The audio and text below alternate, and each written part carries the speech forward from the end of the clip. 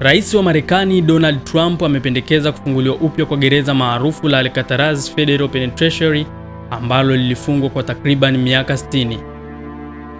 Kwa mujibu wa mpango huo, serikali imeomba takriban dola milioni 152 ili kuanza ujenzi na ukarabati wa kituo hicho cha kihistoria, kikilenga kubadilisha kuwa gereza la kisasa lenye ulinzi mkali kwa ajili ya kuhifadhi wahalifu hatari zaidi nchini humo. Hata hivyo, pendekezo hilo bado linahitaji idhini ya bunge la Marekani kabla ya hatua yoyote ya ujenzi kuanza. Bila kibali hicho, mpango huo hautaweza kutekelezwa. Alcatraz Federal iliyopo kwenye kisiwa karibu na jiji la San Francisco kilifungwa mwaka 1963 kutokana na gharama kubwa za uendeshaji na miundombinu iliyokuwa ikichakaa.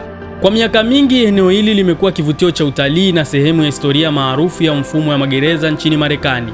Iwapo mpango huo utaidhinishwa, utaweza kubadilisha matumizi ya kisiwa hicho na kuanza upya mjadala kuhusu usalama, gharama na haki za wafungwa katika mfumo wa magereza ya kisasa. Jina langu naitwa Rasuli Halidi, hadi wakati mwingine. Bye bye.